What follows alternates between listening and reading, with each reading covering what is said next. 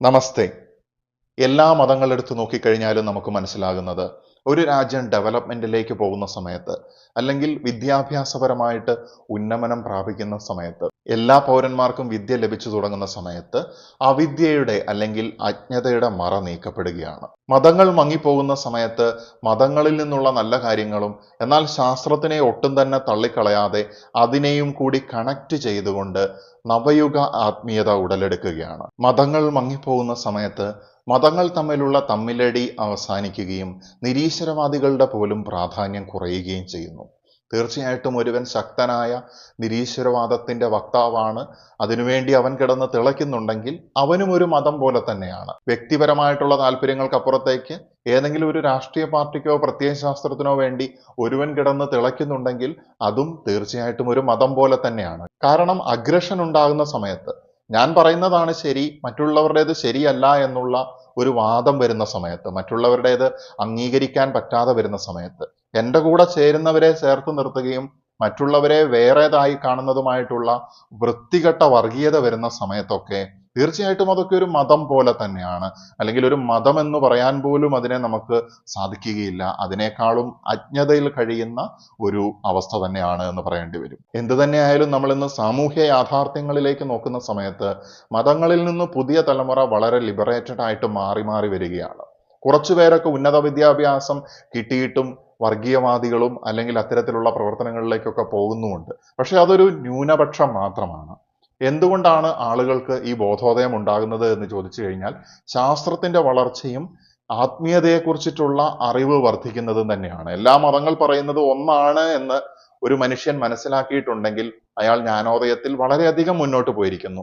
പല മഹത് വ്യക്തിത്വങ്ങളും ഈ ഒരു കാര്യം അഭിപ്രായപ്പെട്ടിട്ടുമുണ്ട്. എല്ലാ മതങ്ങളും പഠിക്കുന്ന സമയത്ത് ഇതിൻ്റെയൊക്കെ അന്തസത്ത ഒരുപോലെ തന്നെയാണ്. ഒരു സോഴ്സിലേക്കാണ് ചെല്ലുന്നത്, ഒരു സൃഷ്ടാവിലേക്കാണ് ചെല്ലുന്നത് എന്നുള്ള രീതിയിൽ ഒരുപാട് മഹത് വ്യക്തിത്വങ്ങൾ പറഞ്ഞിരിക്കുന്നത് നമ്മൾ ചരിത്രത്തിലും കേട്ടിട്ടുണ്ട് എന്നുള്ളതാണ്. തീർച്ചയായിട്ടും എല്ലാവരും അത്തരത്തിലുള്ള ഒരു അവസ്ഥയിലേക്ക് വരികയാണെങ്കിൽ ഈ പറയുന്ന കാര്യം ഭവിക്കുമെന്നുള്ളതാണ്. അതായത് മതങ്ങൾ ഫെയ്ഡ് അവേ ആകും പതിയെ എന്നുള്ളതാണ്. പക്ഷെ മനുഷ്യൻ ഈശ്വരനിൽ നിന്ന് അകരുന്നില്ല, ഈശ്വരനിലേക്ക് കൂടുതൽ അടുക്കുകയാണ് ചെയ്യുന്നത്. കാരണം ആത്മീയത എന്ന് പറയുന്ന സത്യം മനുഷ്യൻ തിരിച്ചറിയുകയാണ്. ഒരു മനുഷ്യന് എമ്പതി ഉണ്ടെങ്കിൽ, ഇമോഷണൽ ഇന്റലിജൻസ് ഉണ്ടെങ്കിൽ, മറ്റുള്ളവരോട് എങ്ങനെ പെരുമാറണം, മറ്റുള്ളവരെ വേദനിപ്പിക്കാതെ നന്മ ചെയ്തുകൊണ്ട് എങ്ങനെ മുന്നോട്ട് പോകാം എന്നുള്ളത് ലാഭേച്ഛയില്ലാതെ മനസ്സിലാക്കാനായിട്ട് സാധിക്കുകയാണെങ്കിൽ അവിടെ ഒരു മതമില്ലെങ്കിൽ തന്നെ ആ ഒരു സമൂഹം നല്ല രീതിയിൽ മുന്നോട്ട് പോകുമെന്നുള്ളതാണ്. എന്നിരുന്നാലും ഒരു വശത്ത് അക്രമങ്ങളും അനീതികളും വർദ്ധിച്ചുകൊണ്ടേയിരിക്കുന്നു. ഇതിനൊക്കെയുള്ള ഒരു പരിഹാരം എന്ന് പറയുന്നത് എല്ലാവരും ജ്ഞാനോദയത്തിലേക്ക് എത്തുക എന്നുള്ളതാണ്. ദ ചോസൺ, തെരഞ്ഞെടുക്കപ്പെട്ടിട്ടുള്ള ആളുകൾ, ആത്മീയപാതയിലൂടെ നടക്കാനായിട്ട് തെരഞ്ഞെടുക്കപ്പെട്ടിട്ടുണ്ടെങ്കിൽ അയാൾ ഒരു മതത്തിന്റെ ഭാഗത്ത് നിന്ന് ഉയർന്നു വന്നയാളാണെങ്കിലും അയാൾക്ക് നല്ല മനസ്സുണ്ടെങ്കിൽ അയാൾ ആത്മീയപാതയിലേക്ക് നടക്കാനായിട്ട് തെരഞ്ഞെടുക്കപ്പെട്ടിട്ടുള്ള ആളാണ്.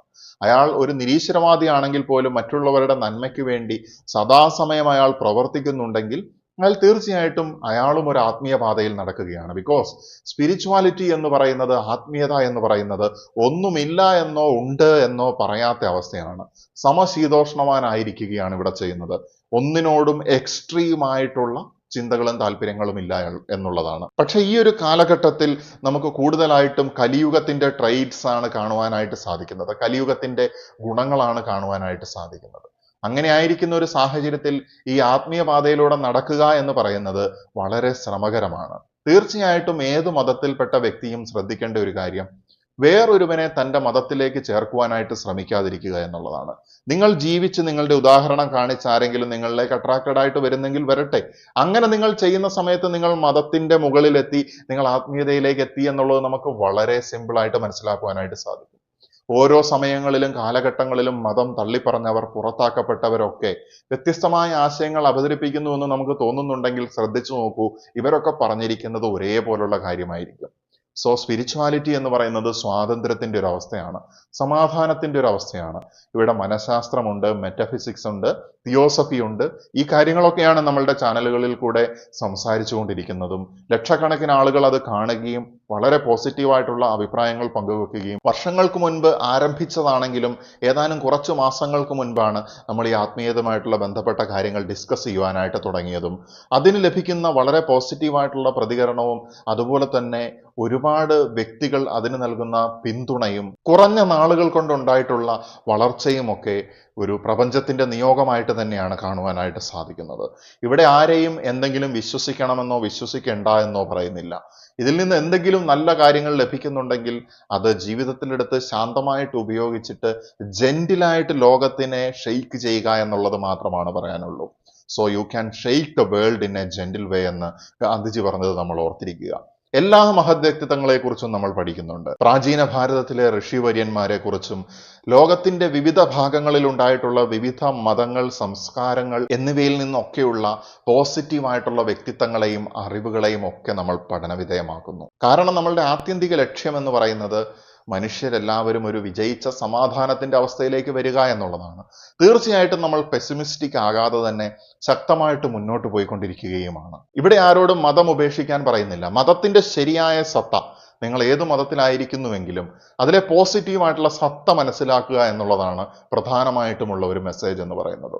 അതിനോടൊപ്പം തന്നെ മനസ്സിലാക്കേണ്ട ഒരു കാര്യം, നമ്മുടെ മതത്തിൽ മനുഷ്യനിവേശിതമായിട്ട് എന്തെങ്കിലും ഇൻപുട്ട് ചെയ്തിട്ടുണ്ടോ എന്നുള്ളത് വകതിരിവ്, വേർതിരിച്ചറിയാനുള്ള കഴിവ് വേണമെന്നുള്ളതാണ്.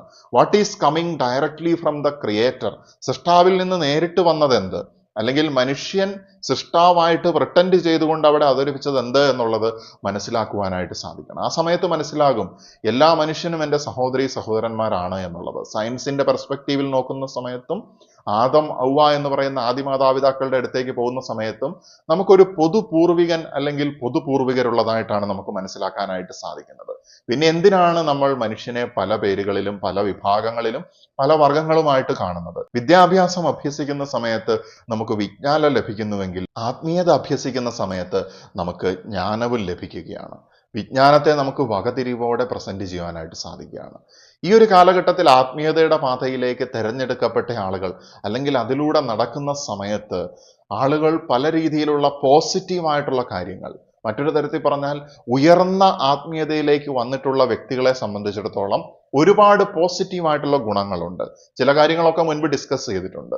ഈ വീഡിയോയിൽ അതിൽ നിന്ന് വ്യത്യസ്തമായിട്ട് പോസിറ്റീവായിട്ടുള്ള ഗുണങ്ങളും നെഗറ്റീവായിട്ടുള്ള അവസ്ഥകളും രണ്ടും കൂടെ പറയുകയാണ്. അല്ലെങ്കിൽ എങ്ങനെയാണ് ഒരു ഗുണം അതേ സമയത്ത് തന്നെ ദോഷവും കൂടിയായിട്ട് പ്രവർത്തിക്കുന്നത് എന്നുള്ളതിലേക്കും ഇത് വെളിച്ചം വീശുകയാണ്. നമുക്ക് നോക്കാം ഒന്നാമത്തെ കാര്യം എന്താണെന്നുള്ളത്. When you enter into the path of spirituality, ആളുകളെ വ്യക്തമായിട്ട് മനസ്സിലാക്കാനായിട്ട് സാധിക്കുന്നു എന്നുള്ളതാണ് ഒന്നാമത്തെ കാര്യം. ഇത് വളരെ പോസിറ്റീവായിട്ടുള്ള ഒരു കാര്യമല്ലേ എന്ന് കേൾക്കുന്ന സമയത്ത് നമുക്ക് തോന്നും എന്നുള്ളതാണ്. തീർച്ചയായിട്ടും ഇതിന് പോസിറ്റീവായിട്ടുള്ള ഗുണങ്ങളുണ്ട്, അതുപോലെ ഇതിന് ചില പ്രശ്നങ്ങളുമുണ്ട്. ആദ്യമായിട്ട് നമ്മൾ ഒരാളെ കാണുന്ന സമയത്ത് അയാളുടെ ഫേസിൽ നിന്ന് അല്ലെങ്കിൽ അയാളുടെ കുറച്ച് ബിഹേവിയറുകൾ കാണുന്ന സമയത്ത് നമുക്കൊരു ഇൻസൈറ്റ് അല്ലെങ്കിൽ ഒരു ഇൻറ്റ്യൂഷൻ ഉണ്ടാവുകയാണ്. ഇത് സയന്റിഫിക് ആയിട്ടുള്ള ഒരു എക്സ്പ്ലനേഷൻ കൊടുക്കാൻ പറ്റുന്ന കാര്യമാണെന്ന് ഞാൻ പറയുന്നില്ല. മറിച്ച് ഇത് തികച്ചും പേഴ്സണൽ ആയിട്ടുള്ള ഒരു ഫെനമിനോളജിക്കൽ ആയിട്ടുള്ള ഒരു എക്സ്പീരിയൻസ് ആണ്. അത് നമുക്ക് അനുഭവിച്ച് അറിയുന്ന ഒരു കാര്യമാണ്. ഈ മനുഷ്യനെ കാണുന്ന സമയത്ത് അവന്റെ ഹൃദയത്തിലേക്കാണ് ഇത്തരത്തിലുള്ള ചോസനായിട്ടുള്ള ആളുകളുടെ നോട്ടം പോകുന്നത്.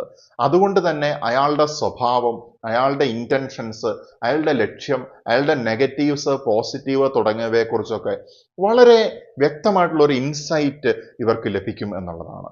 ഇത് ചിലപ്പോൾ മുൻവിധിയായിട്ട് പ്രവർത്തിക്കാനുള്ള സാധ്യതയുണ്ട്. ഇതിന്റെ ഒരു നെഗറ്റീവ് സൈഡാണത്. രണ്ടാമത്തേതും പ്രധാനപ്പെട്ടതുമായിട്ടുള്ള നെഗറ്റീവായിട്ടുള്ള അവസ്ഥ എന്ന് പറയുന്നത്, ഈ ആളുകളെ മനസ്സിലാക്കുന്നത് കൊണ്ട് തന്നെ ഇവരുമായിട്ടുള്ള ഇടപഴകലുകൾ അല്ലെങ്കിൽ അവരുമായിട്ട് ഫ്രീ ആയിട്ട് ഇടപെടാനോ അവരുടെ നെഗറ്റീവ്സ് കൂടി അണ്ടർസ്റ്റാൻഡ് ചെയ്യുന്നത് കൊണ്ട് കൃത്യമായിട്ട് അത് മുന്നോട്ട് കൊണ്ടുപോകുവാനോ ഒക്കെ ഒരു ബുദ്ധിമുട്ടുണ്ടാകുമെന്നുള്ളതാണ്. ചിലപ്പോൾ അവരിൽ നിന്ന് മാറിപ്പോവുകയും അവരെ ഡീല് ചെയ്യാനായിട്ടുള്ള ഒരു ബുദ്ധിമുട്ടുണ്ടാവുകയും ചെയ്യും എന്നുള്ളതാണ് ഒന്നാമത്തെ കാര്യം. കാരണം ആളുകളുടെ ഇന്റൻഷൻസ് ആഴത്തിൽ മനസ്സിലാക്കി കഴിഞ്ഞിട്ടുണ്ടെങ്കിൽ, പോസിറ്റീവായിട്ടുള്ളവരാണെങ്കിൽ അത് നമുക്ക് ഒരു കംഫർട്ട് തരികയും, എന്നാൽ ഒരുപാട് നെഗറ്റീവായിട്ടുള്ള ആസ്പെക്ട്സ് ആണ് വരുന്നതെങ്കിൽ അത് തീർച്ചയായിട്ടും ഒരു ഡിസ്കംഫർട്ട് കൊണ്ടുവരികയും ചെയ്യുകയാണ്. ഇതാണ് ഒന്നാമത്തെ പ്രത്യേകത എന്ന് പറയുന്നത്. രണ്ടാമത്തെ കാര്യം എന്ന് പറയുന്നത് യു ഫീൽ ദ എനർജീസ് എന്നുള്ളതാണ്. അത് ഒരു പ്ലേസ് ആയിക്കോട്ടെ, ഒരു ഒബ്ജക്റ്റ് ആയിക്കോട്ടെ, മറ്റൊരു ഇൻഡിവിജ്വൽ ആയിക്കോട്ടെ, അല്ലെങ്കിൽ മറ്റെന്തും ആയിക്കോട്ടെ, അതിൽ നിന്ന് പുറപ്പെടുന്നതായിട്ടുള്ള ഊർജം എന്താണ് എന്നുള്ളത്. കാരണം ഉയർന്ന ആത്മീയതയിലേക്ക് എത്തിയ ആളുകൾ വളരെ സെൻസിറ്റീവ് ആയിരിക്കും ഈ ഊർജത്തിനോട്. അപ്പൊ അവർ ആത്മീയമായിട്ടുള്ള ഊർജം അവർ ഒരു തവണ സെൻസ് ചെയ്തത് കൊണ്ട് തന്നെ, അല്ലെങ്കിൽ ആ ഒരു അസ്ട്രൽ വേൾഡുമായിട്ട് അവർക്കൊരു കണക്ഷൻ ലഭിച്ചത് കൊണ്ട് തന്നെ, ആ ഒരു മെറ്റഫിസിക്കൽ ഡയമെൻഷനുമായിട്ട് അവർക്കൊരു കണക്ഷൻ ലഭിച്ചത് കൊണ്ട് തന്നെ അവർക്ക് എനർജീസിനോട് അവർ വളരെ സെൻസിറ്റീവ് ആയിരിക്കും. അപ്പൊ ആയിരിക്കുന്ന സ്ഥലങ്ങൾ, വ്യക്തികൾ അല്ലെങ്കിൽ ഒബ്ജക്റ്റിൽ നിന്നുള്ള ഊർജം അത് പോസിറ്റീവ് ആണെങ്കിൽ അവർക്കത് ഒരു പോസിറ്റീവ് ഫീലിംഗ് നൽകുകയും, എന്നാൽ ഇതിന്റെ നെഗറ്റീവായിട്ട് വരുന്നത് നെഗറ്റീവായിട്ടുള്ള ഒരു അവസ്ഥയാണ് ഉണ്ടാകുന്നത് എന്നുണ്ടെങ്കിൽ അത് വളരെ ഡിസ്കംഫർട്ടിലേക്ക് കൊണ്ടെത്തിക്കും എന്നുള്ളതുമാണ്. തീർച്ചയായിട്ടും ഇവിടെ ഞാൻ വീണ്ടും പറയുന്നു, ഈ ലോകത്ത് നെഗറ്റീവ് എനർജി എന്നുള്ളത് ഒന്നില്ല. എല്ലാം ഒരേ സൃഷ്ടാവ് സൃഷ്ടിക്കുന്ന സമയത്ത് അല്ലെങ്കിൽ സൃഷ്ടിക്കപ്പെടുന്ന സമയത്ത് നെഗറ്റീവായിട്ട് നമുക്കൊന്നിനെയും പറയുവാനായിട്ട് സാധിക്കില്ല. എല്ലാം ആ ഒരു സോഴ്സിൽ നിന്നുള്ളതാണ്. ബട്ട് ഒരു പേന എന്ന് പറയുന്നത് സാധാരണഗതിയിൽ വളരെ പോസിറ്റീവായിട്ടാണ് നമുക്ക് തോന്നുന്നത്. പക്ഷെ ആ പേന ഉപയോഗിച്ച് നമുക്ക് നല്ലതും എഴുതാം, ചീത്തയും എഴുതാം എന്ന് പറഞ്ഞതുപോലെയാണ് സോഷ്യൽ മീഡിയയും ഇന്നത്തെ ടെക്നോളജിയും ഒക്കെ നല്ലത് തന്നെയാണ് പ്രത്യക്ഷത്തിൽ. പക്ഷെ അത് നമുക്ക് നല്ല രീതിയിൽ വിനിയോഗിക്കാം, മോശം രീതിയിലും വിനിയോഗിക്കാം. മോശം രീതിയിൽ ഏത് ശക്തികളാണോ വ്യക്തികളാണോ ഈ എനർജീസിനെ യൂട്ടിലൈസ് ചെയ്യുന്നത്, അത് തീർച്ചയായിട്ടും ആ സമയത്താണ് നമുക്കതിനെ നെഗറ്റീവ് എനർജി എന്ന് വിളിക്കുവാനായിട്ട് സാധിക്കുകയുള്ളൂ. സോ ഈ എനർജീസ് നെഗറ്റീവ് ആണ് എന്നുണ്ടെങ്കിൽ അത് നിങ്ങളെ വളരെയധികം എക്സോസ്റ്റഡ് ആക്കും എന്നുള്ളതാണ് രണ്ടാമത്തേതായിട്ടുള്ള പ്രത്യേകത എന്ന് പറയുന്നത്. അടുത്ത പ്രത്യേകത എന്ന് പറയുന്നത്, ഉയർന്ന ആത്മീയ ഊർജമുള്ള ആളുകളെ സംബന്ധിച്ചിടത്തോളം അവർക്ക് ഹീലിംഗ് കപ്പാസിറ്റി ഉണ്ടായിരിക്കും എന്നുള്ളതാണ്. അവരുടെ എനർജീസ് ചിലപ്പോൾ അവരുടെ അടുത്തായിരിക്കുന്നത് വളരെ ഒരു ഹീലിംഗ് പ്രൊവൈഡ് ചെയ്യും, അല്ലെങ്കിൽ അവരുടെ ഹീലിംഗ് പ്രാക്ടീസസ് നമുക്ക് ഒരു സ്വാന്തനം അല്ലെങ്കിൽ ഒരു ഹീലിംഗ് പ്രൊവൈഡ് ചെയ്യും എന്നുള്ളതാണ്. പക്ഷെ ഇത് ചെയ്യുന്ന സമയത്ത് ഈ ചെയ്യുന്ന വ്യക്തികളിൽ നിന്ന് എക്സ്ഹോഷൻ ഉണ്ടാകാനുള്ള സാധ്യതയുണ്ട്. ഒരുപാട് എനർജി ഉപയോഗിച്ച് നടത്തേണ്ട ഒരു ഹീലിംഗ് പ്രോസസ്സാണ് എന്നുണ്ടെങ്കിൽ, ഇപ്പോൾ ഒരു ഉദാഹരണം എന്ന് വെച്ച് കഴിഞ്ഞാൽ പ്രാണിക് ഹീലിംഗ് പോലുള്ള കാര്യങ്ങളാണെങ്കിൽ അത് ചെയ്യുന്നവർക്കറിയാം എക്സ്ഹോഷൻ ഫീൽ ചെയ്യും എന്നുള്ളതാണ്. പക്ഷെ ആ സമയത്ത് ധ്യാനത്തിലൂടെയും യോഗയിലൂടെയും ഒക്കെ ഈ എനർജിയെ തിരിച്ചെടുക്കാനും സാധിക്കും എന്നുള്ളതാണ്. പ്രധാനമായിട്ടും ക്രിയേറ്ററിൽ നിന്ന് റിസീവ് ചെയ്യുന്നു, നമ്മൾ അത് കൊടുക്കേണ്ടടുത്തേക്ക് കൊടുക്കുകയും ചെയ്യുന്നു എന്നുള്ളതാണ്. സോ അവിടെ നിങ്ങളൊരു ഇന്റർവെൻഷൻ നടത്തുന്നു എന്നുള്ളതാണ്. ഒരു സൈക്കോളജിസ്റ്റിന്റെ കാര്യം എടുത്തു നോക്കൂ. ഒരുപാട് മണിക്കൂറുകളോളം അയാൾ അദ്ദേഹത്തിന്റെ ക്ലയന്റിനെ കേട്ടുകൊണ്ടിരിക്കുന്ന സമയത്ത് ചിലപ്പോൾ ഭയങ്കരമായിട്ടുള്ള ബേൺ ഔട്ട് ഉണ്ടാകുന്നുണ്ടായിരിക്കാം. അത് ഒക്കെ ഇതിന് നമുക്കൊരു എക്സാമ്പിൾ ആയിട്ട് പറയുവാനായിട്ട് സാധിക്കുന്ന കാര്യമാണ്. സോ ഈ എനർജി നിങ്ങൾ മറ്റുള്ളവരെ പ്യൂരിഫൈ ചെയ്യാൻ ഉപയോഗിക്കുന്നു, പക്ഷേ നിങ്ങൾക്കത് എക്സ്കോഷനിലേക്കും നിങ്ങളെ കൊണ്ടുപോകുന്നു എന്നുള്ളതാണ്. അടുത്ത പ്രത്യേകത എന്ന് പറയുന്നത്, you are a star gate. നിങ്ങൾ ഒരു സ്റ്റാർ ഗേറ്റ് ആയിട്ട് മാറുകയാണ്. To connect the creation with the creator. അതായത് സൃഷ്ടിയെ സൃഷ്ടാവുമായിട്ട് കണക്ട് ചെയ്യുന്ന ഒരു മീഡിയേറ്റർ ആയിട്ട് നിങ്ങൾക്ക് വർക്ക് ചെയ്യാനായിട്ട് സാധിക്കുകയാണ്. When you connect the creation with the creator, അവിടെ എന്താ നെഗറ്റീവ് ഉണ്ടാകുന്നത് എന്ന് വെച്ചിട്ടുണ്ടെങ്കിൽ നിങ്ങൾക്ക് വളരെയധികം എക്സ്ഹോഷൻ തോന്നും, അല്ലെങ്കിൽ ചാർജ് ഡ്രെയിൻ ആയതായിട്ട് തോന്നും. ആളുകൾ നിങ്ങളെ ശ്രവിക്കുന്നില്ല, അല്ലെങ്കിൽ നിങ്ങൾ പറയുന്ന നിങ്ങളുടെ വിഷൻസ് നടപ്പാകുന്നില്ല, നിങ്ങൾക്ക് വിമർശനം വരുന്ന സമയത്തൊക്കെ. പക്ഷെ തീർച്ചയായിട്ടും ഇതിനെ മറികടക്കാനായിട്ട് സാധിക്കുകയും ചെയ്യും. അടുത്തായിട്ടുള്ള കാര്യം എന്ന് പറയുന്നത്, മറ്റുള്ളവർ ചെയ്യാനായിട്ട് ഒരിക്കലും സാധിക്കില്ല എന്ന് പറയുന്ന അവസരങ്ങളിൽ നിങ്ങൾ അവിടെ പുതിയൊരു വാതിൽ കാണുന്നു എന്നുള്ളതാണ്. ഒരു ഓപ്പർച്യൂണിറ്റി കാണുന്നു എന്നുള്ളതാണ്, ഒരു പരിഹാരം കാണുന്നു എന്നുള്ളതാണ്. അതുകൊണ്ട് തന്നെ ഇവിടെ സൊല്യൂഷൻ വെക്കുന്നതിൽ നിങ്ങൾക്ക് ഭൂരിഭാഗ സമയങ്ങളിൽ വിജയിക്കുകയും, എന്നാൽ എല്ലാ സ്ഥലങ്ങളിലും ഇത്തരത്തിൽ പരിഹാരങ്ങളും സൊല്യൂഷൻസും കാണുമ്പോൾ അത് പ്രൊവൈഡ് ചെയ്യാൻ പറ്റാതെ വരുന്ന സമയത്തുണ്ടാകുന്ന നിരാശയും, അത് വിജയിക്കാതെ വരുന്ന സമയത്തുണ്ടാകുന്ന ബുദ്ധിമുട്ടുകളുമൊക്കെ അലട്ടാനായിട്ടുള്ള സാധ്യതയുണ്ട്. കാരണം നിങ്ങൾക്ക് ഭൂമിയിൽ സ്വർഗം പണിയണം. നല്ല കാര്യങ്ങൾ ചെയ്യുമ്പോൾ തീർച്ചയായിട്ടും തിരിച്ചടികൾ ഉണ്ടാവുകയും ചെയ്യും. അടുത്തതായിട്ടുള്ള കാര്യം എന്ന് പറയുന്നത്, ഡ്രീംസ് അല്ലെങ്കിൽ ഡേജാവു എക്സ്പീരിയൻസസ് ഉണ്ടാകും എന്നുള്ളതാണ്. സ്വപ്നങ്ങളിലൂടെ പല റെവലേഷൻസ്, പല കാര്യങ്ങളിലുള്ള വെളിപാടുകൾ ലഭിക്കുകയാണ്.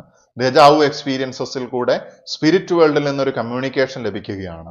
ഇത്തരത്തിലുള്ള കാര്യങ്ങളിൽ ഓവറായിട്ട് നമ്മൾ ശ്രദ്ധ കൊടുക്കുകയാണെങ്കിൽ സ്റ്റക്കായി പോകും എന്നുള്ളതാണ്. ഇത്തരത്തിലുള്ള ആത്മീയ അനുഭവങ്ങൾ, സ്വപ്നങ്ങളായാലും ഡേജാവു ആയാലും ഒക്കെ, അതിനെ ലോജിക്കലി ഇന്റർപ്രറ്റ് ചെയ്യാൻ നേരത്ത് ചിലപ്പോൾ അതിനെ മിസ് ഇന്റർപ്രറ്റ് ചെയ്യാനുള്ള സാധ്യതയുണ്ട് എന്നുള്ളതാണ്. അതുകൊണ്ട് ചില ആളുകൾ ചിലപ്പോൾ ഇത്തരം കാര്യങ്ങളിലേക്ക് ഒബ്സസ്ഡ് ആയി പോകും. അപ്പൊ ഇതൊക്കെ സൈൻ ബോർഡുകളാണ്. അതിൽ നോക്കി നിന്ന് സമയം കളയാതെ മുന്നോട്ട് പോവുക എന്നുള്ളതാണ് അവിടെ നമുക്ക് പറയുവാനായിട്ട് സാധിക്കുന്നത്. ഈ ഒരു വീഡിയോ ഉദ്ദേശിക്കുന്ന ആത്മീയതയുടെ അത്ഭുത ലോകത്തുകൂടി ഉയർന്ന ആത്മീയതയുമായിട്ട് മുന്നോട്ട് പോകുന്ന സമയത്തുണ്ടാകുന്ന ചില കാര്യങ്ങളും നമ്മുടെ വീക്ഷണങ്ങളുമാണ്. സോ നമുക്ക് എല്ലാവർക്കും ഇത്തരം കാര്യങ്ങൾ മനസ്സിലാക്കിക്കൊണ്ട് മുന്നോട്ട് പോയി വിജയത്തെ കരസ്ഥമാക്കാമെന്ന് ആശംസിച്ചുകൊണ്ട് നിർത്തുകയാണ്. നമസ്തേ.